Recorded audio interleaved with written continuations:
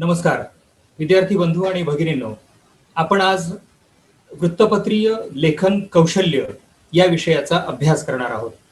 तुम्ही सगळे कला शाखेचे विद्यार्थी आहात, म्हणजे मूलतः वाङ्मयाचा आणि तुमचा हा आता अभ्यासाच्या काळामध्ये आणि विशेषतः पदवी आणि पदव्युत्तर शिक्षण पूर्ण केल्यानंतर तुम्ही लोकजीवनाच्या ज्या कोणत्या क्षेत्रात जाल तिथं तुमचा लेखनाशी निश्चितपणे संबंध येणार आहे. त्यामुळे या नव्या अभ्यासक्रमीय संरचनेनुसार तुम्ही जो वृत्तपत्रीय लेखनाचा अभ्यास करणार आहात याचा तुम्हाला निश्चित उपयोग होणार आहे. तुम्ही पत्रकारितेच्या क्षेत्रात प्रवेश करा अथवा न करा, म्हणजे तुम्ही पूर्णवेळ पत्रकार झालात तर पूर्णवेळ प्रशिक्षण तुम्ही घ्यायला येईल. पण आता या अभ्यासक्रमाच्या निमित्ताने आता आपण जे लेखन कौशल्यावरती यापुढे बोलू त्या मुद्द्यांवर आधारित आणि तुम्ही हे विषय जे समजून घेता आहात तुमच्या दुसऱ्या वर्षाच्या अभ्यासक्रमाचा भाग म्हणून, हे जर तुम्ही गुणकौशल्य विकसित करण्यासाठी गंभीरपणे आकलन करून घेतलं, अवगत केलं हा सगळा सिलेबस, तर तुमचं लेखन प्रभावशाली होऊ शकतं. तुमचं वाचनाच्या आणि लेखनाच्या निमित्तानं व्यक्तिमत्व विकसित होऊ शकतं आणि त्याचाच अभ्यास आपल्याला आज करायचा आहे. तुम्ही कला शाखेचे विद्यार्थी म्हणजे फक्त वाङ्मयाचेच विद्यार्थी असं आपण मानायचं काहीही कारण नाही. तुम्ही पदवी घेतल्यानंतर आणखीन अतिरिक्त जे कुठलं शिक्षण घ्याल आणि त्यावर आधारित ज्या कोणत्या प्रोफेशनमध्ये तुम्ही जाल तिथं तुम्ही त्या त्या प्रोफेशनचं ज्याला आपण सब्जेक्ट मॅटर एक्सपर्टीज म्हणजे विषय तज्ज्ञ असं वर्णन करू शकू अशा लेखन क्षेत्रामध्ये तुम्ही तुमचा ठसा उमटवू शकता, हा विश्वास मला या अभ्यासाच्या निमित्तानं तुमच्या संदर्भात व्यक्त करायचा आहे. आता आपण वृत्तपत्रीय लेखनाच्या संदर्भात जेव्हा विचार करू लागतो, या लेखनाची वेगवेगळी रूपं आहेत. म्हणजे बातमी हा वृत्तपत्रीय लेखनामधला महत्वाचा भाग आहे. पण फक्त बातमी म्हणजे वृत्तपत्रीय लेखन असतं का, तर असं अजिबात नाही. बातमी हा त्यातला एक महत्वाचा भाग आहे. दैनिकामध्ये छापून येते ती बातमी, बहुतांश पानं ही बातम्यांनी भरलेली असतात. पण दैनिकाच्या सगळ्या पानांमध्ये फक्त बातम्याच असतात का, तर असं अजिबात नाही. वृत्तपत्रीय लेखनाचे वेगवेगळे प्रकार आहेत. बातम्या आहेत, लेख आहेत, मुलाखती आहेत, इनडेप्थ रिपोर्ट ज्याला म्हणता येईल, म्हणजे सखोल अभ्यास करून केलेलं लेखन, असे वेगवेगळे प्रकार आपण आज समजून घेणार आहोत. आणि त्या निमित्तानं मग त्या वेगवेगळ्या प्रकारच्या लेखनासाठी आपण कोणती कौशल्य प्राप्त केली पाहिजे आणि मूलतः पत्रकारितेचे सुद्धा लेखनाचे जे वेगवेगळे प्रकार आहेत, बीट्स आहेत, आपण त्याला बीट्स म्हणूया. बीट रिपोर्टर नावाचा जबाबदार घटक वृत्तपत्रामध्ये काम करत असतो. म्हणजे महापालिका, ग्रामपंचायती, पंचायत समित्या किंवा विधिमंडळ, संसद अशा लोकप्रतिनिधी गृहांचं वार्तांकन करणारे रिपोर्टर वेगळे असतात. पॉलिटिकल रिपोर्टिंग करणारे, राजकीय वार्तांकन करणारे, गुन्हेगारी वृत्ताचं वार्तांकन करणारे, विज्ञान किंवा तंत्रज्ञान, आपल्या जीवनाची अशी जी काही क्षेत्र आहेत त्या सगळ्याचं लेखन वर्तमानपत्रामध्ये प्रतिबिंबित झालेलं असतं. त्यामुळे आज आपण हे सगळं एका पाठोपाठ एक आज समजून घेणार आहोत.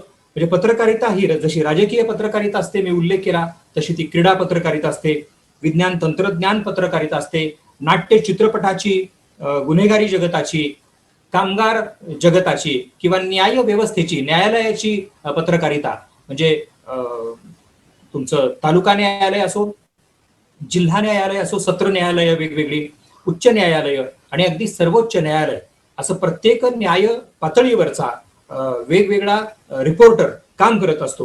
मगाशी जसं मी म्हटलं तसं विधानसभा, लोकसभा अशा क्षेत्रांसाठी काम करणारा पत्रकार असतो. त्यांचं आयुष्य अशा विशिष्ट प्रकारच्या बातमीदारीमध्ये व्यतीत होत असतं. अशा काही नावांचा उल्लेख आपल्याला इथं आवर्जून करता येऊ शकेल. आपल्या नाशिकचेच प्रकाश अकोलकर हे त्यांच्या पत्रकारितेच्या आरंभीच्या काळामध्ये राजकीय बातमीदारी करू लागले आणि त्यामध्ये त्यांनी एवढा व्यासंग निर्माण केला की ते आज सकाळ माध्यम समूहासारख्या मोठ्या संस्थेचे राजकीय संपादक आहेत. अशी अनेक नावं आपल्याला घेता येतील. आपण पुढे त्या त्या विषयाचा जेव्हा निर्देश करू त्यावेळी ती नावं येतीलच. मी आज तुम्हाला मुख्यतः तुम्ही कला शाखेचे विद्यार्थी असल्यामुळे वाङ्मयीन पत्रकारिता त्या संदर्भामध्ये आपली भाषा समृद्धी, त्यातली शुद्धता असं आज आणि उद्या असं 2 सत्रांमध्ये आपल्याशी संवाद साधणार आहे. जसं मी उदाहरण आता प्रकाश अकोलकरांचं दिलं तसं तुमच्याच क्षेत्राशी संबंधित लेखन करणारे म्हणजे वाङ्मयाच्या क्षेत्रात लेखन करणारे कितीतरी मान्यवर आपल्याला वाचायला मिळतात.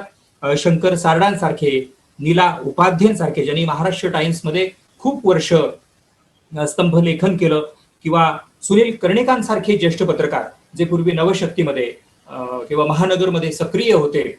अशी अनेक मंडळी आहेत की ज्यांनी त्यांचं जीवन हे वाङ्मयीन पत्रकारितेमध्येही व्यतीत केलेलं आहे.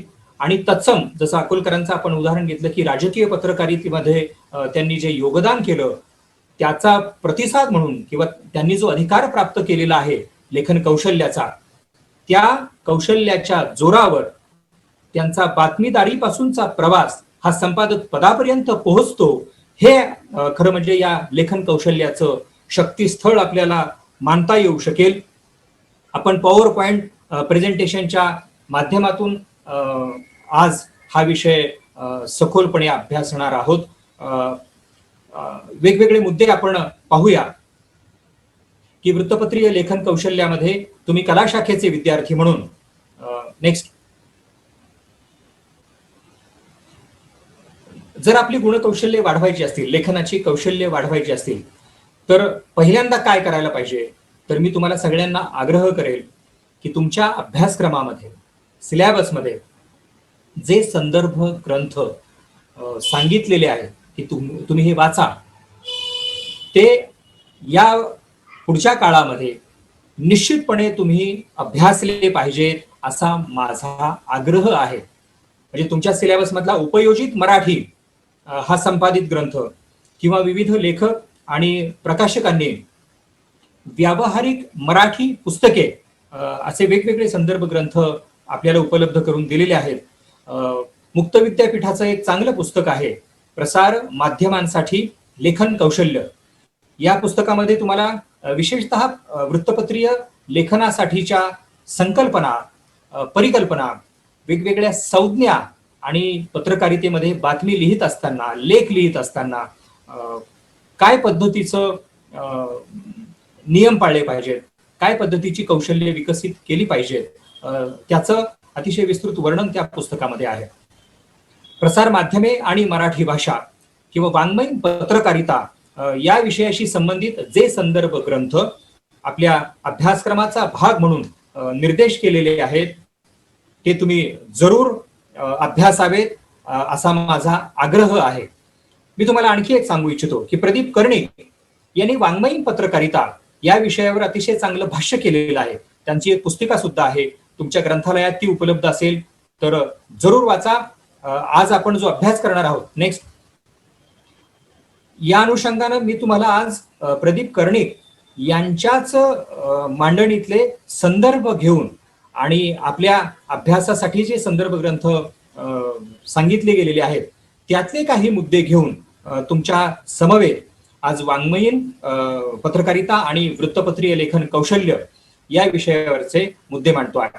मुळात वाङ्मयीन पत्रकारितेचं स्वरूप हे आपण समजून घेऊया. तुम्ही कला शाखेचे विद्यार्थी असल्यामुळे मी हा विषय, वाङ्मयीन पत्रकारिता हा विषय हा आरंभी बोलणार आहे आणि त्या अनुषंगानं बाकी मग अन्य क्षेत्र जे आहेत, जी बीट्स आहेत तेही आपण पाहू.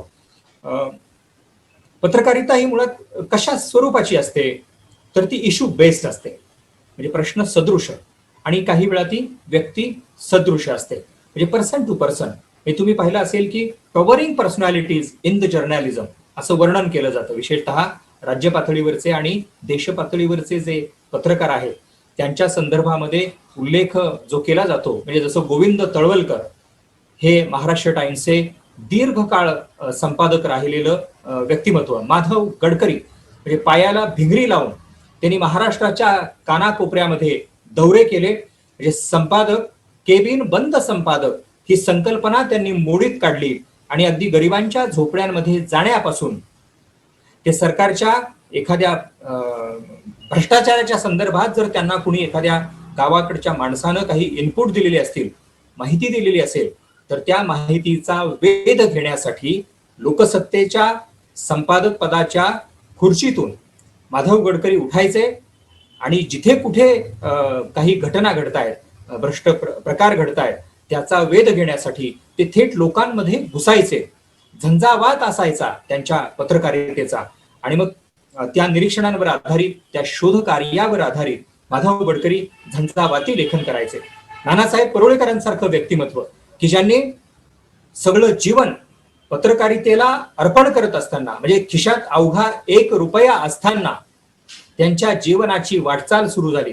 तुम्ही त्यांचं वाटचाल हे आत्मचरित्र जरूर वाचा. कला शाखेचे विद्यार्थी आहात, माझं आपल्याला आवाहन आहे की खिशात होता अवघा 1 रुपया, परंतु कोकणातला गरीबाघरचा एक पोरगा, म्हणजे असे शब्द त्यांनी वापरलेत म्हणून मी आज हा शब्द वापरतोय की शिक्षणाची उर्मी आहे, गरिबीवर मात करून परिस्थितीच्या कोसळत्या ढिगाऱ्यावर उभं राहून पुढे जाण्याची ईर्ष्या आहे आणि त्या ईर्षेतून नानासाहेब चालत चालत पुण्याच्या दिशेनं निघतात आणि खिशात अवघा 1 रुपया घेऊन ते पत्रकारितेचा प्रवास सुरू करतात. आणि त्यानंतर तुम्ही त्या आत्मकथनामध्ये जरूर वाचा की अतिशय आपल्याला प्रेरणादायी अशा पद्धतीची प्रेरणा मिळेल अशी ती आत्मकथा आहे की अत्यंत प्रतिकूल परिस्थितीवर मात करून नानासाहेब परोळेकरांनी पत्रकारितेचं एक नवं पर्व पुण्यामध्ये सुरू केलं आणि सकाळच्या माध्यमातून आपल्या मराठी सारस्वताला, मराठी वाङ्मयाला, मराठी पत्रकार क्षेत्राला एक मोठं बलस्थान मिळालं. म्हणजे लोकमत सारखं आपण उदाहरण घेऊया की जवाहरलालजी दर्डा यांच्यासारख्या व्यक्तिमत्वानं वृत्तपत्राला एक वेगळा आयाम प्राप्त करून दिला. म्हणजे आपण मालक संपादकांची ही उदाहरणं इथं घेतो आहोत आणि थेट बातमीदार म्हणून ज्यांनी जीवनाची वाटचाल सुरू केली आणि थेट वृत्तपत्राचे मालक होण्यापर्यंत प्रवास केला, त्यासाठी परदेशात शिक्षण घेण्यापासून ते तिथून परतल्यानंतर अगदी स्वतः खिळे जोडण्याचं काम नानासाहेब परोळेकरांसारखी व्यक्तिमत्व करत होती आणि आपल्या सहकाऱ्यांच्या खांद्याला खांदा लावून लिहिण्याबरोबरच बोलणं, लोकांच्या प्रश्नांवरती बोलणं आणि बोलता बोलता लिहिणं आणि आपल्या वृत्तपत्रातून लोकजीवनाचा प्रवास सुंदर करणं, सक्षम करणं, अशा पद्धतीचं कार्य या सगळ्या पत्रकारांनी केलेलं आहे आणि त्याच पत्रकारितेचं स्वरूप आपण आज समजून घेतो आहोत. त्यांचा धांडोळा घेत असताना आपण आपल्याला त्या प्रतिबिंबांमध्ये पाहिलं पाहिजे असं मला आपल्याला आवाहन करायचं आहे की ऐतिहासिक पत्रकारिता कशी आहे, सामाजिक पत्रकारिता कशी आहे, दैनिकांमध्ये वाङ्मयाचं प्रतिबिंब कसं उमटतं, वाङ्मय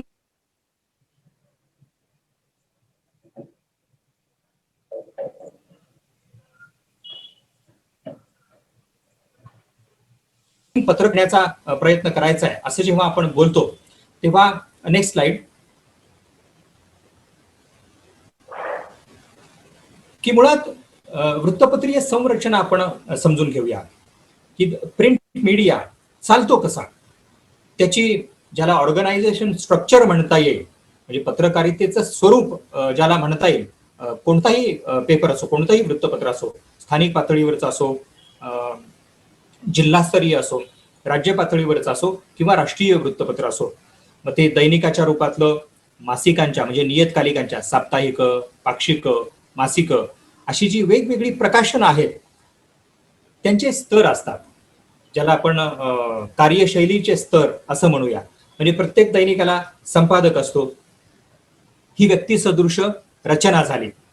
त्या दैनिकांचा एक आकृतीबंध सुद्धा असतो, ज्याला आपण प्रकार सदृश असं आपल्या वाङ्मयीन भाषेमध्ये, मराठी भाषेमध्ये म्हणूया. आता व्यक्तिसदृशतेमध्ये काय काय येतं, जसं मी म्हटलं की प्रत्येक दैनिकाचा जो टीम लीडर आहे, म्हणजे ज्याला आपण संघ नायक म्हणूया, तो संघ नायक म्हणजे त्या दैनिकाचा नायक हा एकेकाळी संपादक होता. आता संपादक आणि व्यवस्थापक अशी मोठ बांधली गेलेली आहे. म्हणजे जसं पती पत्नीचं नातं असतं किंवा बहीण भावाचं नातं असतं किंवा मित्रांचं नातं असतं, अशी मैत्री संपादक व्यवस्थापकाची असली पाहिजे. अगदी नवरा बायकोमध्ये जसं भांडण होतं तसं व्यवस्थापक आणि संपादकांमध्ये भांडण होऊ शकतं, परंतु त्यांनी ते एका विशिष्ट वळणावर भांडण विसरून, भांडण म्हणजे तात्विक मतभेद, म्हणजे संपादक हा शब्दांची खेचाखेची करत असतो आणि व्यवस्थापक हा भांडवलाची म्हणजे जाहिरातीच्या किंवा वृत्तपत्र वितरणाच्या माध्यमातून होत असलेल्या निधी संकलनाच्या संदर्भातली खेचाखेची करत असतो. मी संरचना आपल्या लेखनाच्या अंगानच समजून सांगण्याच्या निमित्तानं मुद्दामहुनी दैनिकामधली उतरंड तुम्हाला आज समजून सांगतो आहे की संपादक व्यवस्थापकापासून ती जी उतरंड आहे ती खाली कशी कशी जाते. म्हणजे संपादकांच्या बरोबर कार्यकारी संपादक, निवासी संपादक, सहसंपादक, वृत्त संपादक, मुख्य उपसंपादक, वरिष्ठ उपसंपादक, उपसंपादक, प्रशिक्षणार्थी उपसंपादक, पत्रकार, बातमीदार, प्रशिक्षणार्थी बातमीदार आणि मुक्त पत्रकार अशी ती उतरंड असते जी साधारणपणे लेखनाच्या क्षेत्रात सक्रिय असते. आणि प्रकार सदृश म्हणजे आकृतीबंध जो असतो दैनिकाचा, त्या आकृतीबंधामध्ये ज्या रचना असतात त्या साधारणपणे तुम्ही वितरण करणं, जाहिरात व्यवस्था करणं, अशा आकृतीबंधामध्ये बातम्या पुढे जातात. कशाच्या जोरावर? तर तुम्ही दैनिक कार्यक्रम काढायचे, म्हणजे पत्रकारांनी सकाळी आल्याबरोबर सर्व दैनिकांवरती दृष्टिक्षेप टाकून आज आपल्या शहरामध्ये नेमकं काय काय आहे, म्हणजे काय घडणार आहे, कार्यक्रम कुठले घडणार आहेत, प्रकाशन समारंभ काही आहेत का, नंतर कोणाचा वाढदिवस वगैरे आहे का, हे सगळं बघायचं आणि त्या अनुसरून आपला आजचा म्हणजे त्या त्या दिवसाचा आकृतीबंध तयार करायचा. आपण लेखन कौशल्याच्या अंगानं आज अभ्यास करत असल्यामुळे मी जाणीवपूर्वक हा जो आलेख तुमच्या समोर मांडतो आहे, प्रदीप कार्णिक यांनी वाङ्मयीन पत्रकारिता या संदर्भ पुस्तिकेमध्ये तो दिलेला आहे. त्यात दिवसाची सुरुवात, दैनिकाच्या जीवनाची दिवसाची सुरुवात, पत्रकारांच्या लेखनाची दिवसाची सुरुवात ही स्थानिक कार्यक्रम काढण्यापासून होते. सकाळी जो मुख्य वार्ताहर असतो तो दैनिकाच्या कार्यालयात येतो आणि सर्व स्पर्धक वृत्तपत्रांवरती नजर टाकून आजचे प्राधान्याचे विषय कुठले आहेत त्याची यादी तयार करतो. त्याचबरोबर आपल्या दैनिकाच्या संदर्भात काही पत्रव्यवहार आलेला आहे का, वाचकांची पत्र येतात, लेखकांची पत्र येतात, अशा पत्रव्यवहाराचंही तिथं संकलन केलं जातं, निरीक्षण केलं जातं. आणि हे काम करणारे बातमीदार असतात, वृत्त संपादक असतात, संपादकीय विभागाचे ऑडिट करणारे लोक असतात. ते सकाळी दिवसाची सुरुवात करताना हे करतात. म्हणजे कार्यक्रम काढणं असो, आलेल्या पत्रांची चिकित्सा करणं असो, म्हणजे प्रशंसा करणारी पत्र असतात, टीका करणारी पत्र असतात, तर कशा संदर्भात टीका झालेली आहे, आपल्या दैनिकात काही चुका झाल्या आहेत का, लेखनाच्या चुका झालेल्या आहेत का, झालेल्या असतील तर त्याची दुरुस्ती उद्या करावी लागेल, ती कशा स्वरूपात करायची. म्हणजे तुम्ही पाहिलं असेल दिलगिरी व्यक्त केली जाते, म्हणजे दैनिकात जे काही घडतं ते जर अनावधान झालं असेल, म्हणजे असं वाचतो आपण की आजच्या दैनिकामध्ये या शीर्षकाची बातमी जी प्रसिद्ध झालेली आहे त्यात अनवधानाने काही उल्लेख झालेले आहेत. आम्हाला कोणालाही दुखवण्याचा हेतू नव्हता, कोणाची बदनामी करण्याचा हेतू नव्हता, तरीही या वृत्तामुळे जर कोणी दुखावले असेल तर आम्ही दिलगिरी व्यक्त करत आहोत. अशा आशयाचे दिलगिरीचे विषय हे सकाळीच ठरवले जातात आणि त्यानुसार मग संपादकांच्या, वृत्त संपादकांच्या मार्गदर्शनाखाली त्याचं लेखन होतं. मी मुद्दामून या छोट्या गोष्टीच्या लेखन कौशल्यापासून आज हा आरंभ का करतो आहे, म्हणजे मला माहित नाही तुमच्यापैकी किती जण पूर्ण वेळ पत्रकारितेमध्ये जातील, पण ज्या अर्थी तुम्ही कला शाखेचा अभ्यास करता आहात त्या अर्थी तुमच्यातले काही जण निश्चितपणे पत्रकारितेचा अभ्यास करतील, पूर्ण वेळ पत्रकारितेमध्ये जातील, याची मला खात्री आहे, तो विश्वास मी व्यक्त करतोय. म्हणूनच आजचा विषय मांडत असताना कला शाखेचा एक विषय आहे एवढ्यापुरतं मी स्वतःला सीमित मानत नाही. कोणी सांगावं हा अभ्यास, या विषयाचा अभ्यास ही तुमच्या जीवनातल्या पत्रकारितेचा प्रारंभही ठरू शकते.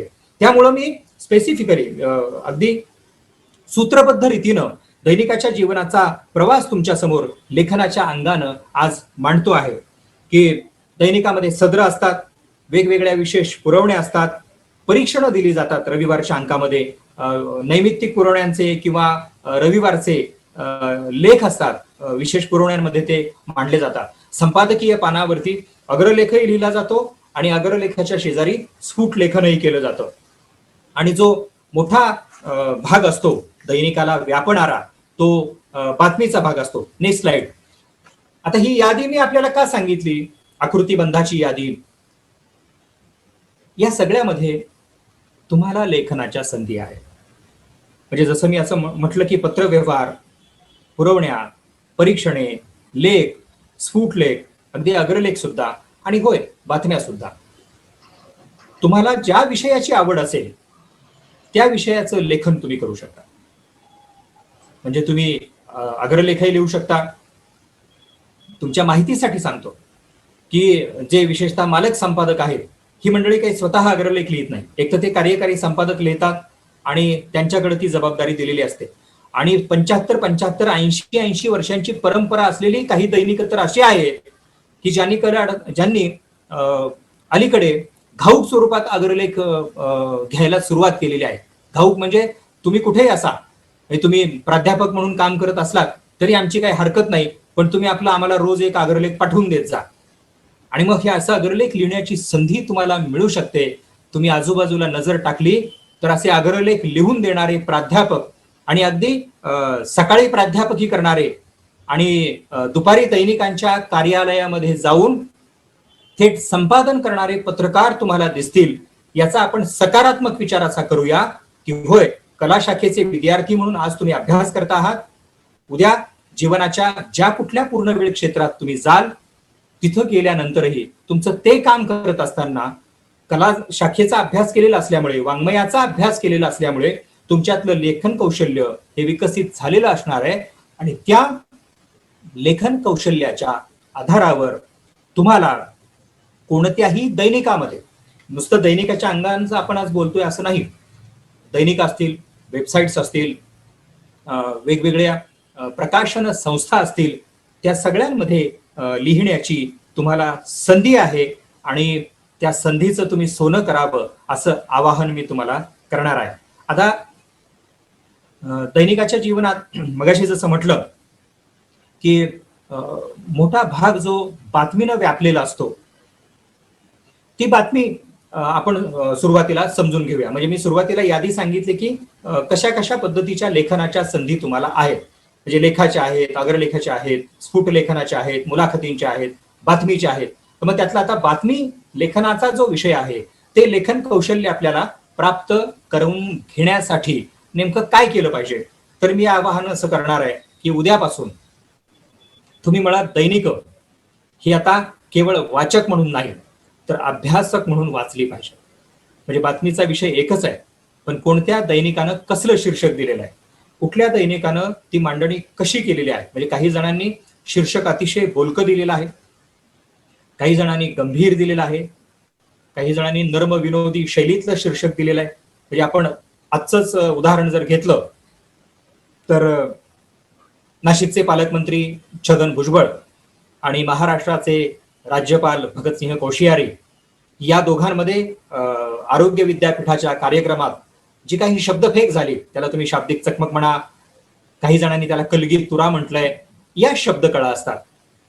आणि या शब्दांचा प्रसव हा तुमच्यासारख्या कला शाखेच्या अभ्यासकांच्या साधनेतून होतो अशी माझी धारणा आहे. त्यामुळे आपण आज हे समजून घेऊया की बातमी लिहिताना, त्या बातमीचं शीर्षक देताना आपली नजाकत व्यक्त झाली पाहिजे, आपलं लेखन कौशल्य असं झिरपलं पाहिजे. आणि दुसऱ्या दिवशी लोकांनी ते शीर्षक बघून, तो मथळा बघून बातमी वाचनाकडं आकर्षित झालं पाहिजे. हे कौशल्य आपल्याला वाढवायचं आहे.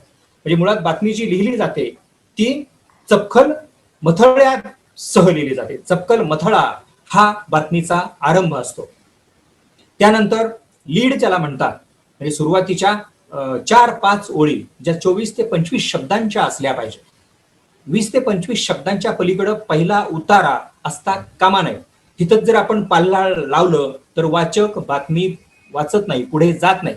त्यामुळे फार फार तर 12 ते 14 शब्द किंवा 14 ते 20 शब्द, आणि अगदीच फार मोठा कार्यक्रम असेल म्हणजे जसं गोदा गौरव पुरस्कार वितरण, जनस्थान पुरस्कार वितरण, तिथं तुम्हाला सगळं वातावरण, ते भारावले पण त्या बातमीच्या लीडमध्येच आणायचं असतं. म्हणून लीड तिथे मोठा करायची अनुमती असते, कारण लोकांना अशा विशेष दिवसाचं, विशेष वार्तांकनाचं अप्रूप असतं. पण अन्यथा एरवी बातमीचा मथळा चपखल आणि बातमीचा लीड हा अतिशय मोजक्या शब्दात असला पाहिजे. मोजक्या शब्दात म्हणजे मी जसं म्हणतोय 12 शब्दात, 14 शब्दात, 20 शब्दांच्या पुढे लीड जाऊ नये. म्हणजे मग त्या बातमीची लांबी रुंदी जी आहे तिला बांधीवपणा येतो. म्हणजे बातमीची जागा, बातमीची लांबी रुंदी आणि मुख्यतः बातमीची भाषा या संदर्भातलं कौशल्य आपल्याला वाढवायचंय. म्हणजे पत्रकारितेचा सखोल अभ्यास करायला जर तुम्ही निघालात तर बातमीच्या संदर्भामध्ये 5 Ws and 1 H ही एक परिभाषा तुम्हाला कळेल. मी आज फक्त ओझरता उल्लेख यासाठी करतोय की कोण बोललं, काय बोललं, कुठे बोललं, कधी बोललं, कसं बोललं, का बोललं, असे कचे प्रश्न असतात. त्याला ककार, 6 ककार असं आपण म्हणूया. तर त्या 6 ककारांमध्ये जो लीड बसवतो ती बातमी बांधीव, आणि तशी बांधीव बातमी ही वाचकाला वाचायला आवडते. त्यामुळं बातमीच्या ठिकाणापासून ते बातमीच्या गुणवर्णनापर्यंत पहिल्या 12-14 शब्दांपासून ते पुढे कुठल्या प्रसंगी, कुठल्या व्यक्तीनं काय म्हटलेलं आहे किंवा कुठल्या कारणानं घटना घडलेली आहे, काय घडलेलं आहे, अशी ती बांधीव शब्द योजना आपल्याला शिकायची आहे. आणि ते मी आज आपल्याला सांगतोय. अलीकडच्या काळातल्या दैनिकांचं जर तुम्ही निरीक्षण केलं तर असं स्पष्टपणे आपल्याला दिसतंय की साधारणपणे राजकीय प्रश्नांना प्राधान्य दिलं जात आहे. सामाजिक विषयांना जास्तीत जास्त जागा दिली जाते आहे. म्हणजे काल परवापर्यंत तर दैनिकाचा बहुतांश भाग हा या विषयांनी व्यापलेला असायचा. अलीकडे गेल्या 10-15 वर्षामध्ये बातम्यांचे विषय आणि बातम्यांचे प्राधान्यक्रम बदललेत, बीट्स बदललेत. आपण तेही पाहूया. Next slide. की पहिल्या पानाच्या बातम्या ह्या कशा असतात. म्हणजे आम्ही पत्रकारितेच्या विद्यार्थ्यांसमोर बोलताना असं म्हणतो की बातमीची जागा हा संपादक नाही ठरवत किंवा ती बातमी लिहिणारा बातमीदारही नाही ठरवत, ती घटना ठरवत असते. ती घटना जेव्हा घडते तेव्हाच ती घटना ठरवते की दैनिकाच्या कुठल्या पानावर आणि कुठल्या जागेवर माझी रचना होणार आहे. म्हणजे तुम्ही साहित्याचे विद्यार्थी आहात. प्रख्यात साहित्यिकाचा जर मृत्यू झाला तर तुम्ही पाहिलं असेल, म्हणजे कुसुमाग्रजांचं निधन ही बातमी नाशिकमधील सर्वच दैनिकांसाठी पूर्ण पानभर व्यक्त झालेली मांडणी होती. तुम्ही आवर्जून तुमच्या ग्रंथालयामध्ये पाहायला पाहिजे की तात्यांचं देहावसान जेव्हा झालं तेव्हा सर्व दैनिकांनी केवळ पहिलं पान नव्हे तर त्या दिवशीचा बहुतांश अंक हा कुसुमाग्रजांची जीवन कहाणी सांगण्यावर, त्यांची लेखन संपदा आणि तिची गुणवैशिष्ट्य याचं वर्णन करण्यावरती असा लोकांसमोर आणला होता, वर्णन करण्यावर भर दिला होता आणि विशेषांक काढले होते. त्यामुळे पहिल्या पानाच्या बातम्यांमध्ये असं प्रख्यात साहित्यिकांचं निधन, ज्ञानपीठ किंवा साहित्य अकादमी सारखे पुरस्कार अशा विषयांना प्राधान्य दिलं जातं. म्हणजे तुम्ही कला शाखेचे आहात म्हणून मी मुद्दाम ही उदाहरणं देतो आहे. राजकीय संदर्भात जर आपण पाहायचं झालं तर निवडणुकांचा काळ जेव्हा असतो तेव्हा दैनिकाचं पहिलंच पान नव्हे तर अगदी आतली पानं सुद्धा राजकारणाच्या बातम्यांनीच व्यापली जातात. आपण आता आतील पानाच्या बातम्यांची रचना जर समजून घ्यायचं झालं तर घात, अपघात, गुन्हेगारी याचं प्रमाण अलीकडे दैनिकांमध्ये वाढलेलं आहे. किंवा लोकजीवनाची वेगवेगळी क्षेत्र आहेत. कला क्षेत्र असेल, शिक्षण क्षेत्र आहे, क्रीडा आहे, संस्कृती आहे, साहित्य आहे. आणि नेक्स्ट तुम्ही बीए करणारे विद्यार्थी आहात, कला शाखेचा अभ्यास करणारे विद्यार्थी आहात. म्हणजे तुमचा संबंध उद्या कोणत्या ना कोणत्या निमित्तानं मंत्रालयांशी येणार आहे. म्हणजे ते महाराष्ट्र विधिमंडळ असो किंवा लोकसभा, राज्यसभा असो, म्हणजे थोडक्यात आपली संसद, आपली प्रतिनिधी गृह. तर पत्रकारिता प्राधान्यानं पुढे कशी जाते आहे, पत्रकारितेतलं जे लेखन आहे, प्राधान्याचे जे विषय आहेत त्याची वर्गवारी कशी केली जाते लेखनाच्या अंगानं. तर ज्या पद्धतीनं आपला देश चालतो, ज्या पद्धतीनं आपलं समाज जीवन चालतं, आपल्या समाज जीवनाचे जगण्याचे, त्याच्या जीवन प्रवासाचे जे कोणते विषय आहेत त्या विषयाची वर्गवारी दैनिकांमध्ये केली जाते. आपण त्याच्यावर दृष्टिक्षेप टाकूया. म्हणजे तुम्ही वेगवेगळे मंत्री पाहत असाल, म्हणजे अगदी या देशाच्या पंतप्रधान, गृहमंत्र्यांपासून ते केंद्रातले वेगवेगळे मंत्री, महाराष्ट्र विधिमंडळातले वेगवेगळे मंत्री, तुम्ही त्यांची खाती जरी डोळ्यासमोर घेतली तरी त्या खात्यांशी संबंधित लेखन हा पत्रकारितेच्या लेखनाचा प्राधान्याचा विषय असतो. हे लेखन कौशल्य आपल्याला आज, किंवा विषय कौशल्य आपल्याला आज समजून घ्यायचं आहे. म्हणजे माहिती आणि प्रसारण हे खातं जे आपल्याशी संबंधित आहे, म्हणजे पत्रकारितेशी संबंधित आहे आणि साहित्य क्षेत्राशीही संबंधित आहे, कला क्षेत्राशीही संबंधित आहे. कृषी खातं आहे, वस्त्रोद्योग मंत्रालय आहे, वाणिज्य आणि उद्योग क्षेत्र आहे, संरक्षण, वित्त, आरोग्य आणि कुटुंब कल्याण, नेक्स्ट गृह खातं आहे की ज्याच्यामध्ये विशेषतः गुन्हेगारी संदर्भातल्या किंवा ज्याला ग्रामीण आणि शहरी जीवन व्यवहार जो असतो त्यातल्या घडामोडी, गुन्हे घडत असतील, संशयास्पद काही हालचाली घडत असतील तर त्याच्यावरती नियंत्रण ठेवणारी मंत्रालय किंवा सचिवालय यांच्याशी संबंधित लेखन, मनुष्यबळ विकासाशी संबंधित लेखन, पंचायती राज, पेट्रोलियम किंवा नैसर्गिक वायू, म्हणजे मगाशी जसं मी म्हटलं की दैनिकाच्या जीवनामध्ये पूर्वी समाजकारण आणि राजकारण याचं प्राधान्यानंच बातमी लेखन, लेखवर्णन असायचं. पण आता जर तुम्ही निरीक्षण केलं तर सर्व वृत्तपत्र ही, ज्याला आपण न्यू मीडिया म्हणूया, नव माध्यम, आणि वृत्तपत्रांमध्ये सुद्धा बातम्यांचे बदललेले प्राधान्यक्रम हे साधारणपणे, म्हणजे अगदी फॅशन पासून जीवनशैलीपर्यंत आणि प्रशासकीय जीवनाच्या वेगवेगळ्या खात्यांपासून ते माणसाच्या भावभावनांची वेगवेगळी स्पंदनं टिपण्यापर्यंतच्या बातम्या लिहाव्या लागतात, लेख लिहाव्या लागतात. त्याच यादीवरती जर आपण पुढे दृष्टिक्षेप टाकायचा झाला तर आपल्या मंत्रालयांमध्ये ऊर्जा, रेल्वे मंत्रालय, रेल्वे वाहतूक किंवा देशभरातले वेगवेगळे महामार्ग, ग्रामविकास, नेक्स्ट नगर विकास म्हणजे शहरी विकास, जलसंपदा, महिला आणि बालविकास, युवक व्यवहार, क्रीडा, कोळसा, कार्मिक, सार्वजनिक तक्रार निवारण, निवृत्ती वेतनाचे विषय. तुम्ही म्हणाला आता आम्ही कला शाखेशी संबंधित विद्यार्थी आहोत, मग निवृत्ती वेतनांचा आणि आमचा काय संबंध असणार ना.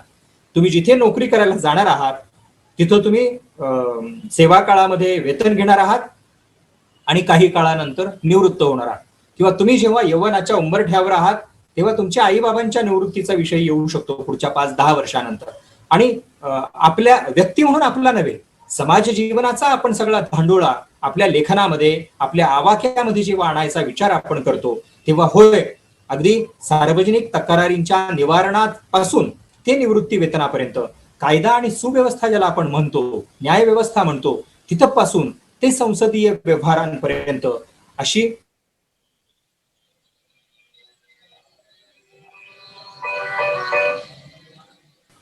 लागतील. नेक्स्ट,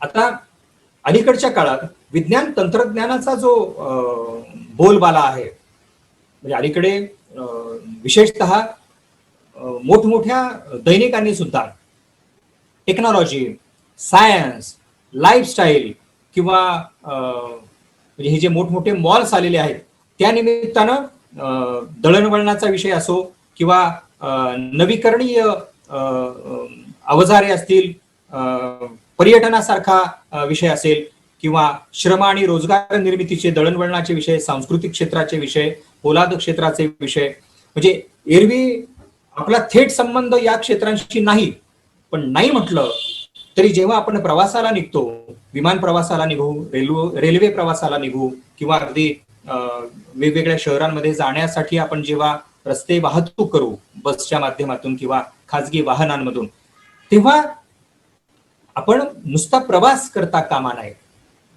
आपली नजर उघडी असली पाहिजे. आणि तुम्ही जर बसमध्ये बसलेला असाल किंवा तुम्ही रेल्वेत बसलेला असाल, उद्या कुठे विमान प्रवासाला जाल तर त्या प्रवासादरम्यान भिरभिरत्या नजरेनं तुम्हाला लोकजीवन पाहता आलं पाहिजे. आणि तिथं जे दिसतं, आपल्या नजरेला जे दिसतं ते आपल्या शब्दांच्या कवेत आपल्याला पकडता आलं पाहिजे. आणि त्यातून आपलं लेखन हे वृत्तपत्रीय लेखन झालं पाहिजे. मी तुम्हाला हे आग्रहपूर्वक सांगतो. नेक्स्ट, की ही यादी सांगण्यामागची माझी भूमिकाच अशी आहे की हे अन्न प्रक्रिया उद्योग, रसायन आणि खतं, खाण, नौवहन, निर्गुंतवणूक, आदिवासी व्यवहार, सामाजिक न्याय आणि मानवी जीवनाचं सक्षमीकरण, ग्राहक व्यवहार, अन्न आणि सार्वजनिक वितरण व्यवस्था. नेक्स्ट, ह्या यादीवर जर आपण दृष्टिक्षेप टाकला तर हे आपल्या अवतीभोवतीच आहे सगळं. उद्योग क्षेत्राचं जर उदाहरण घ्यायचं झालं तर MSME असा ज्याचा उल्लेख होतो, मीडियम किंवा लार्ज स्केल, असं सूक्ष्म, लघु आणि मध्यम उद्योग क्षेत्र, अवजड उद्योग क्षेत्र किंवा ज्याला पब्लिक सेक्टर असं म्हटलं जातं, सार्वजनिक उपक्रम, बँका आहेत आपल्या, किंवा नवरत्न असा ज्या 9 कंपन्यांचा उल्लेख होतो ज्या सरकारी मालकीच्या आहेत, त्यातल्या आता काही खाजगी झाल्या, पण हे तुम्हाला वाचावंच लागेल. तुमच्यावरती उद्या कदाचित या विषयावर लिहिण्याची वेळ येऊ शकते.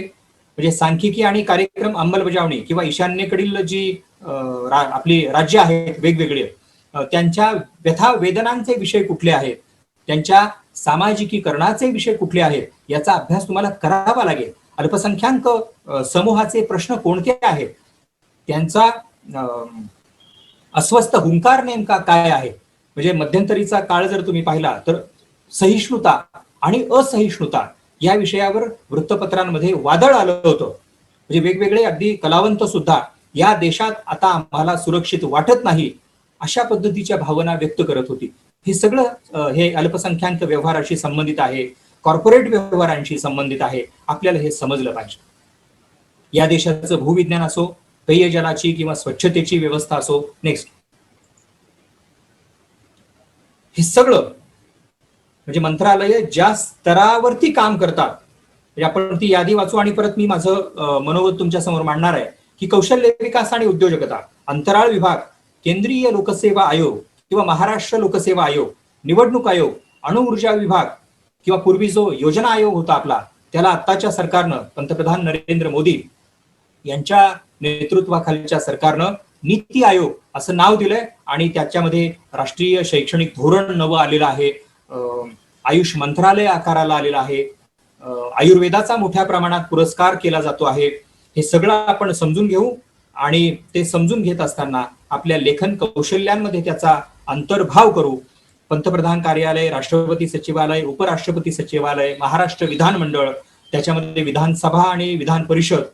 तुम्ही म्हणाल कला शाखेचे आहोत आणि तुम्ही आम्हाला अशी MPSC UPSC ची यादी सांगितल्यासारखं काय सांगतात. कुणी सांगावं. जसं मगाशी मी उल्लेख केला की तुमच्यातले काही पत्रकार होतील, तसं तुमच्यातले काही कलेक्टर आणि कमिशनरही होणार आहेत. तुम्ही MPSC UPSC च्या परीक्षा देणारच आहात. Next slide. त्यामुळे हे तुम्हाला सेक्टोरियल नॉलेज ज्याला म्हणता येईल, सेक्टोरियल नॉलेज, क्षेत्रनिहाय माहिती प्राप्त झालीच पाहिजे.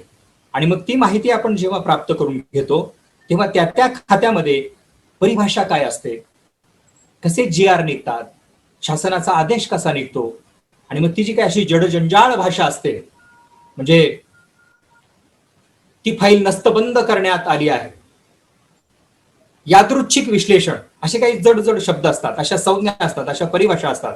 सरकारी आदेश जर तुम्ही पाहिले तर आज या कार्यालयातून त्या कार्यालयाकडे असा असा आदेश निर्गमित करण्यात येत आहे. आता हे निर्गमन असो, नस्तबंद होणं असो, यादृच्छिक जीवन व्यवहार असो, हे सगळे तुम्ही भाषाशास्त्राचे विद्यार्थी असल्यामुळे हे विषय तुम्हाला माहिती आहेत, पण लोकांना समजले पाहिजेत. अशा भाषेत तुमचं लेखन विकसित व्हावं अशी अपेक्षा आम्ही व्यक्त करतो आहे. आता जेव्हा आपण सेक्टोरियल, क्षेत्रनिहाय क्षेत्र आपण पाहिली, लेखन कौशल्यांचं जशी चर्चा केली, तसं मग आता घटना आणि घडामोडी ज्या घडतात त्या कशा कशा घडतात. म्हणजे सभा समारंभांच्या माध्यमातून घटना घडामोडी होतात, ग्रंथांचं प्रकाशन होतं, म्हणजे तुमच्या जीवनाशी संबंधित जे मुद्दे आहेत तेच मी आज इथं प्राधान्यानं मांडतोय. की तुम्ही कला शाखेचे म्हणजे तुम्ही साहित्य व्यवहाराचे विद्यार्थी आहात, उद्या तुम्ही याच क्षेत्रामध्ये कुठेही जा, तुम्हाला प्रकाशन क्षेत्राशी संबंधित व्हावं लागणार आहे, तुम्हाला वृत्तपत्र क्षेत्राशी संबंधित व्हावं लागणार आहे. तुम्ही जिथे कुठे जाल तिथून तुम्हाला बातमी लिहावी लागणार आहे, वृत्तपत्रांच्या कार्यालयांना द्यावी लागणार आहे. ती कुठली पण असू शकते, म्हणजे ग्रंथ प्रकाशन, पारितोषिक वितरण, मान्यवरांचे सत्कार किंवा तुम्ही साहित्याचे विद्यार्थी आहात तर दरवर्षी भरणारं साहित्य संमेलन हा तुमच्यासाठी पर्वणीचा विषय असतो. तुम्ही जाता, व्याख्यानं ऐकता, तुम्ही नामवंतांच्या मुलाखती ऐकता, तर ते तुम्हाला लिहावं लागणार आहे. तर ते लिहिणं हे आपल्याला सूत्रबद्ध कसं करायचं याचा चिंतन आपण आज करतो आहोत. किंवा नामवंतांचं जेव्हा निधन होतं तेव्हा ती बातमी कशी असली पाहिजे. दैनिकात जे छापून येतं ते तुम्ही जरूर वाचावं नेक्स्ट टाइम. मी आवाहन यासाठी करतो आहे की मगाशी जसा मी उल्लेख केला होता कुसुमाग्रजांच्या निधनाच्या वेळी जी शीर्षकं दिली गेली बातम्यांना आणि अग्रलेखांना सुद्धा, ती अशी काळजाला हात घालणारी शीर्षक होती. तात्यांचा सारा जीवनपट सांगणारी शीर्षक होती. असं पुलंच्याही निधनाच्या वेळेस मला आठवतं. तेव्हा मी पुण्यात होतो. पुलं गेले आणि सगळं पुणे असं गलबलून गेलेलं होतं, जसं नाशिक कुसुमाग्रज गेल्यानंतर गलबलून गेलं. किंवा काल परवा अगदी अलीकडच्या काळात विनायकदादा पाटलांचं निधन झालं तेव्हा सगळं नाशिक असं दुःखी झालं होतं, अस्वस्थ झालं होतं की आपल्या गावातला कर्ता पुरुष काळाच्या पडद्या आड गेला. दैनिकांनी त्यावेळी ज्या बातम्या लिहिल्या किंवा लोकांनी ज्या आठवणी सांगितल्या त्यांना श्रद्धांजली वाहताना, त्या शब्दकळा जर तुम्हाला पाहता आल्या तर कला शाखेचे विद्यार्थी या नात्यानं तुमचं शब्द भांडार वाढायला निश्चित उपयोग होणार आहे. आणि माझं आव्हान यासाठीच आहे की या पुढच्या काळात दैनिकाचं वाचन तुम्ही याच दृष्टिकोनातून, याच अंगानं करा की आपल्याला आपली लेखनशैली विकसित करायची आहे. आता लेखनाचे जे वेगवेगळे प्रकार दैनिकामध्ये ज्या बातम्या येतात, जसं मगाशी मी सभा समारंभ, प्रकाशनं, घटना घडामोडी बोलत होतो, तसं इश्यू बेस्ड काही त्या काळामध्ये विषय गाजतात. इश्यू म्हणजे त्या काळात निर्माण होणारे कळीचे प्रश्न. तुम्ही लहान असाल त्यावेळी, पण पुण्यातल्या भांडारकर संशोधन संस्थेवर हल्ला झाला होता. अगदी मोडतोड झाली होती. ग्रंथांचं, तिथल्या फर्निचरचं प्रचंड नुकसान केलं गेलं होतं. आणि तेव्हा जे वृत्तपत्रीय लेखन आलं, म्हणजे अगदी सकाळसारख्या माध्यम संस्थेनं त्या हल्ल्याचा निषेध करणारी भूमिका घेतली होती. अग्रलेख जोरदार लिहिले होते. लोकमत, महाराष्ट्र टाइम्स, लोकसत्ता अशा सर्व राज्य पातळीवरच्या वृत्तपत्रांनी ज्या बातम्या दिल्या, तो आपल्या अभ्यासाचा विषय निश्चितच होऊ शकतो. ती जुनी घटना असो किंवा आता अलीकडच्या काळातलं उदाहरण आपण घेऊया की संसदेवर झालेला हल्ला, किंवा मुंबईमध्ये कसाब आणि त्याच्या बरोबर आलेल्या अतिरेक्यांनी केलेला हल्ला, ठिकठिकाणी झालेला हल्ला, आणि त्यात आपले पोलीस अधिकारी जे शहीद झाले, त्या घटनेचं वार्तांकन त्या दिवशी कसं केलं गेलं आणि त्यानंतर कसं केलं गेलं याचा अभ्यास तुम्ही केला पाहिजे. आणि त्यातून तुम्ही तुमची लेखनशैली त्या निरीक्षणातून, त्या वाचनातून, त्या चिंतनातून समृद्ध केली पाहिजे, असा आग्रह मला आज आपल्याला करायचा आहे. की एखादी घटना घडते, एक अपघात होतो, एक मृत्यू होतो, संसदेवरचा हल्ला किंवा शिक्षण संस्था, सामाजिक संस्थांवरती हल्ला होतो, आणि त्यानंतर काय घडतं तो त्याचे पडसाद उमटत जातात. अगदी दोन समाजांमध्ये निर्माण होणारा तणाव हा सुद्धा अत्यंत संवेदनशील विषय असतो. तुम्ही पाहिलं असेल की राष्ट्रपुरुषांच्या प्रतिमांचं हनन किंवा विटंबना केली जाते आणि त्यानंतर अतिशय स्फोटक वातावरण तयार होतं. काही वेळा तर असं होतं की दैनिकात छापून आलेल्या बातम्यांमुळे पुन्हा वातावरण पेटतं आणि ते दंगलींना कारण होतं. हे सुद्धा आपल्याला समजून घेतलं पाहिजे की काय घडतं, कसं घडतं, आणि जे घडलेलं आहे त्या संदर्भात आपण कशी बातमी द्यायची. म्हणजे राष्ट्रपुरुषाची विटंबना झाली असेल तर तुम्ही जर नाव घेऊन लिहायला लागलात आणि दैनिकाच्या पहिल्या पानावर बातमी छापली की ह्या राष्ट्रपुरुषाच्या पुतळ्याची विटंबना झाली, तो काय पेटवण्यात आला, त्याचं तोडफोड करण्यात आली, की लगेच त्या समाजाच्या भावना दुखावतात आणि तो सारा समूह बेफाम होऊन रस्त्यावरती येतो. तो त्याच्या भावनांचा आविष्कार असतो, त्याच्या भावना अनावर झालेल्या असतात आणि त्या व्यक्त करण्यासाठी तो रस्त्यावरती येतो, मोडतोड करतो. पण त्यामुळं समाज जीवनामध्ये अशांतता निर्माण होते. त्या अशांततेचं किंवा त्या दंगलींचं, त्या विस्फोटक वातावरणाचं आपण कारण व्हायचं का, इथं आपल्या कौशल्याच्या संदर्भात आपल्याला आज चिंतन करायचं आहे. तर वृत्तपत्रीय संकेत अगदी काल परवापर्यंत, आता संदर्भ बदलले, मी तुम्हाला हे सांगणार आहे की आता असं झालंय की जो स्फोटक लिहील तोच जास्त वाचला जातो, जो बातमीला सनसनाटी रूप देईल त्याचीच बातमी वाचली जाते. पण आपण अभ्यासक आहोत, आपल्याला समाज जीवन सकारात्मकरित्या पुढे नेण्यासाठी कारकाची भूमिका बजावायची आहे. कारक, आपण दंगलींचा कारक होता कामा नये, कारण होता कामा नये. आपण दोन समाजांमध्ये दुही निर्माण करता कामा नये. काही जण तर अक्षरशः पूर्वग्रह आकसानं लेखन करतात काही जण दैनिकामध्ये अशी भूमिका घेतात की पेटलंच पाहिजे. हे वृत्तपत्रीय संकेतांना धरून नाही. किंवा प्रेस काउन्सिल ऑफ इंडिया सारखी माध्यमांमधली एक शिखर संस्था आहे, त्यांच्या काही मार्गदर्शिका आहेत, डायरेक्टिव्ह ज्याला म्हणतात इंग्लिशमध्ये. तर ते मार्गदर्शन सूत्र थेट असं सांगतं की वृत्तपत्र किंवा कोणत्याही माध्यम संस्थांनी परिस्थितीचं भान राखलं पाहिजे. म्हणजे एखाद्या तरुणीवर बलात्कार झालेला असेल तर तिचं नाव बातमीमध्ये अजिबात येता कामा नये. कारण ते नाव आलं तर त्या कुटुंबाला त्रास होतो, मानसिक त्रास होतो. समाजात बाहेर वावरताना मग लोक तो निर्देश करतात, त्या घरात ही घटना घडलेली आहे. हे सगळं आपण संवेदनशीलपणे समजून घेण्याची आवश्यकता आहे. म्हणजे तुम्ही अभ्यासक म्हणून समजून घ्या. आणि इथे मी बातमी लेखनाच्या संदर्भात बोलतो आहे म्हणून मी आग्रहपूर्वक हे सांगू इच्छितो की या सगळ्या वृत्तपत्रीय संकेतांचं काल परवापर्यंत अतिशय गंभीर अशा पद्धतीचं आचारसंहिता, ज्याला कोड ऑफ कंडक्ट म्हणूया आपण, अशा आचारसंहिता होत्या. त्या आचारसंहिता अलीकडच्या काळात खिळखिळ्या झालेल्या आहेत. त्याला व्यावसायिकता किंवा ज्याला टीआरपीची स्पर्धा म्हणूया आपण, ब्रेकिंग न्यूजची स्पर्धा म्हणूया, नंबर 1 होण्याची स्पर्धा म्हणूया, त्या किलिंग कॉम्पिटिशनमध्ये म्हणजे जीव घेण्या स्पर्धेमध्ये माणसं संकेत मोडतायत. ते संकेत मोडणं आपल्याला अजिबात अपेक्षित नाही. आपली बातमी ही, जसं मी काल या आधीच्या व्याख्यानांमध्ये बोललो होतो की निष्पक्ष निर्भीड जशी असली पाहिजे, तसं आवेगात येऊन लेखन करता कामा नये. आवेग म्हणजे तुम्ही अलीकडे पाहिलं असेल, म्हणजे अगदीच अर्णब गोस्वामी यांना झालेली अटक हा काय आजच्या आपल्या चिंतनाचा विषय नाही, परंतु त्यांचं अलीकडच्या काळातलं जे काही अँकरिंग आहे, ते अँकरिंग हा आपल्या अभ्यासाचा विषय निश्चित असणार आहे.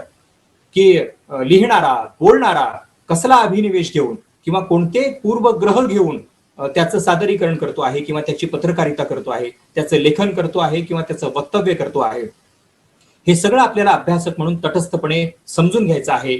आपल्याला सखोल व्हायचं आहे. म्हणजे लिहायला निघाल तर तुम्ही वरवरचं अजिबात लिहू नका. म्हणजे अभ्यासोनी प्रकटावे असं आपल्या वाङ्मय शास्त्रामध्ये जे सांगितलं जातं, समर्थ रामदासांपासून ते सर्व संत मंडळींनी, प्रबोधनकारांनी, समाज धुरीणांनी आपल्या समाज जीवनाला जो संदेश दिलेला आहे. नेक्स्ट की मुळात तुम्ही वाचा, चांगलं वाचा, चांगलं लिहा. चांगलं लिहिण्यासाठी तुमचा व्यासंग असला पाहिजे. वरवरचं लिहाल तर समाज तुम्हाला प्रतिसाद देणार नाही. अशा अर्थानं आपल्याला लेखन कौशल्य समजून घ्यायचं आहे. आता संस्थावृत्त म्हणजे लेखन कौशल्याची जी अंग आपण पाहतो आहोत, त्याच्यामध्ये संस्थावृत्त, अग्रलेख, संपादकीय वेगवेगळी लिहिली जातात. ते सरकारी कामांमधल्या भ्रष्टाचारावरचे अग्रलेख असतात. एखाद्या लोकनेत्यानं जर चुकीचा व्यवहार केलेला असेल, त्याचं नाव एखाद्या भ्रष्टाचार प्रकरणात गोवलं जात असेल, तर त्याच्यावरती निर्भीडपणे अग्रलेख लिहिले जातात. आणि तुम्ही पाहिलं असेल की अगदी त्या संबंधित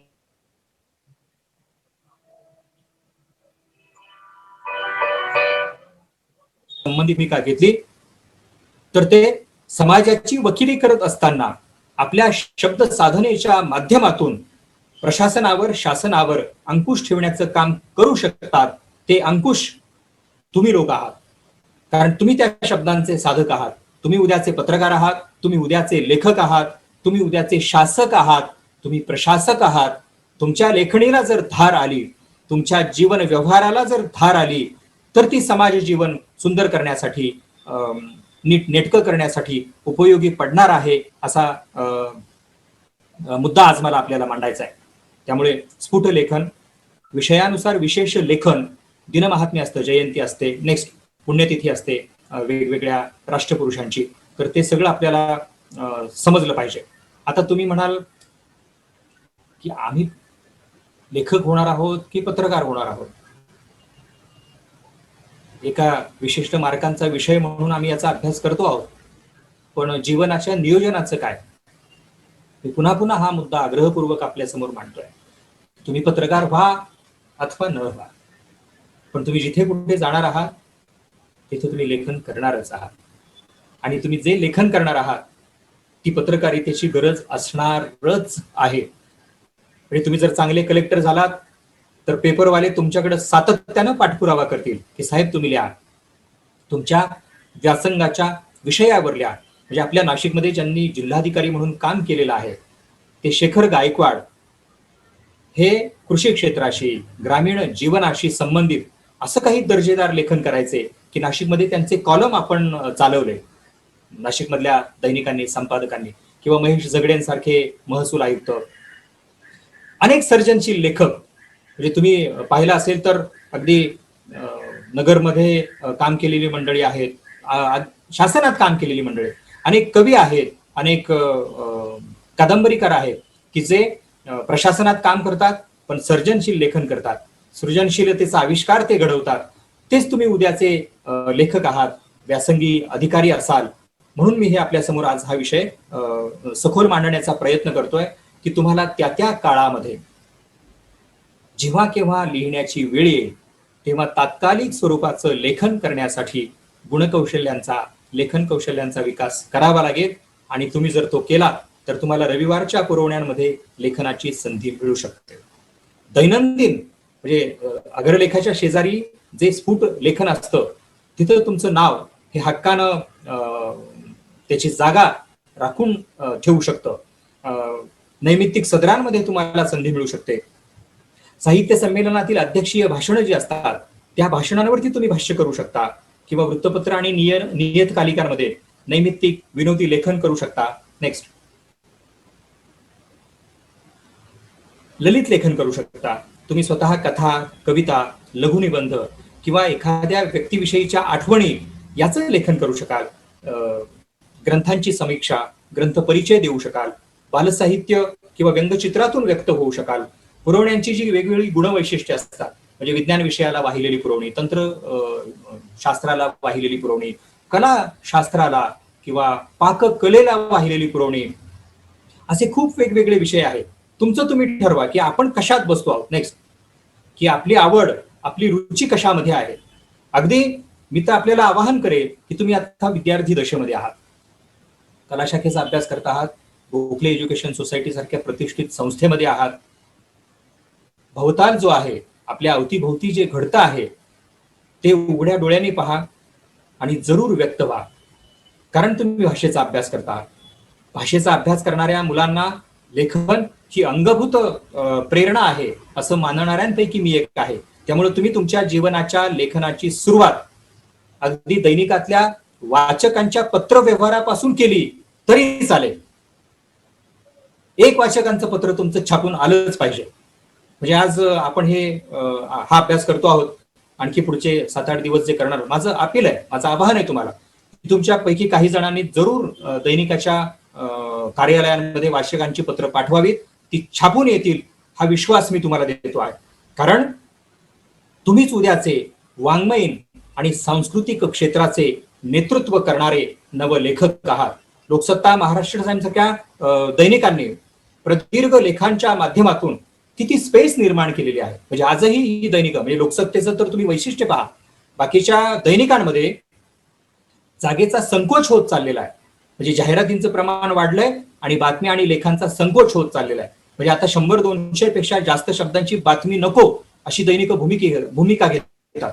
म्हणजे अगदी टाइम्स ऑफ इंडिया सारख्या वृत्तपत्रानं तर थेट म्हणजे आम्ही व्यवसाय करतो आहोत अशी जाहीर भूमिका घेऊन ज्या धोरणाची अंमलबजावणी केलेली आहे त्या पार्श्वभूमीवर जाहिरातींचं प्रमाण जास्त आणि मजकुराचं प्रमाण कमी, अशी जी रचना आहे तिचाही तुम्ही अभ्यास करा आणि मग त्याच्यावर आधारित आपलं कौशल्य वाढवा. मी कोणाच्याही संदर्भात नकारात्मक बोलत नाही, मी अभ्यासक म्हणून तुमच्या समोर बोलतोय की तुम्हाला जर महाराष्ट्र टाइम्स साठी लिहायचं असेल तर तुम्हाला पसाभर लिहून नाही चालणार, बचकभर लिहून नाही चालणार, पाल्हाळ लावून नाही चालणार.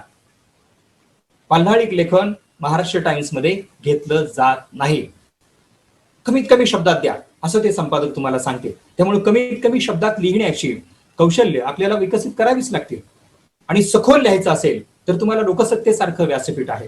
लोकमत सकाळ सारख्या वर्तमानपत्रामध्ये त्यांच्या रुची वैशिष्ट्यानुसार, मी रुची वैशिष्ट्य हा शब्द वापरतोय, म्हणजे त्यांना जसं हवं आहे, त्यांना जे हवं आहे ते तुम्ही समजून घ्या.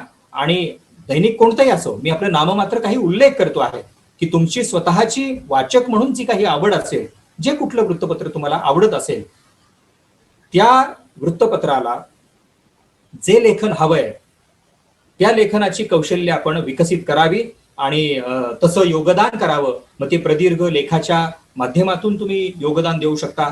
भूमिका घेणारे लेख तुम्ही घेऊ शकता, नक्की लिहू शकता. नेक्स्ट, म्हणजे उदाहरणार्थ बेळगावचा समावेश महाराष्ट्रात झालाच पाहिजे, हा किती वर्षांपासूनचा आपली भळबळती जखम असलेला प्रश्न आहे. आणि तुम्ही कला शाखेचे विद्यार्थी आहात तर तुमच्यावरती ही वेळ नक्की येईल, आज ना उद्या. तुम्ही कुठल्या तरी साहित्य संमेलनांना जाल, तिथल्या परिसंवादांमध्ये सहभागी व्हाल आणि तिथं हमखास बेळगावच्या प्रश्नावरचा ठराव नक्की येईल. तर असे नैमित्तिक किंवा इश्यू बेस्ड जे काही विषय असतील त्यावर आपल्याला व्यक्त होता आलं पाहिजे, ग्रंथ व्यवहारांशी निगडीत लेखन करता आलं पाहिजे, चांगले मथळे तयार करता आलं पाहिजे. असं होता कामा नये की आपण साहित्य शाखेचे, कला शाखेचे विद्यार्थी आहोत आणि आपणच उदासीन आहोत. मग लोकजीवनाचं काय होईल? म्हणजे तुम्ही अभ्यासापुरतं किंवा पेपर पुरतं असा दृष्टिकोन कृपया अजिबात ठेवू नका. मी तर तुम्हाला असं म्हणेन की अलीकडं आम्ही वृत्तपत्र चालवणारे असं बोलतो की दर्जेदार लेखच मिळत नाही किंवा आम्हाला जसं हवंय तसं चपखल मिळत नाही, सकस लेखनाचा अभाव झालेला आहे. नेक्स्ट, सकस लेखन होत नाहीये. अशा पार्श्वभूमीवर तुम्हाला वृत्तपत्रीय लेखनाची संधी आहे. त्या संधीचा तुम्ही निश्चित उपयोग करून घ्यावा, पण त्यासाठी तुम्हाला स्वतःला लेखनाचं कौशल्य वाढवावंच लागेल. तुम्ही कुठल्याही क्षेत्रात जा, पण तुम्हाला लिहावं लागेल. जे लिहिलेलं आहे ते शुद्ध आहे की नाही ते पाहावं लागेल. कारण तुमच्या कार्यालयात तुमचे बॉसेस असतील, तुमचे वरिष्ठ अधिकारी किंवा तुमच्या हाताखाली काम करणारे लोक, ते तुमच्या लेखनाकडे निश्चित अतिशय संवेदनशीलपणे पाहतील. ते म्हणतील हा आर्टचा माणूस आहे म्हणजे याची भाषा शुद्ध असणार आहे, ह्याचं लेखन फार चांगलं असणार आहे. पहा, म्हणजे तुम्हीच हा अभ्यास करत असताना तुमच्या विषयीच्या समाजाच्या अपेक्षा वाढवलेल्या आहेत. आता त्या अपेक्षांची पूर्ती करण्यासाठी तुम्हाला लेखन, मुद्रित शोधन, संपादन, संवाद, बोलण्याची वेळ आली तर छान बोलता आलं पाहिजे, आणि संज्ञापन म्हणजे कम्युनिकेट करता आलं पाहिजे, पोहोचवता आलं पाहिजे. आपल्याला जे म्हणायचं आहे ते नेमकेपणानं पोहोचवता आलं पाहिजे. अशा कौशल्यांचा विकास तुम्ही करावा असं आवाहन करतो आणि आज आपण इथेच थांबूया. धन्यवाद.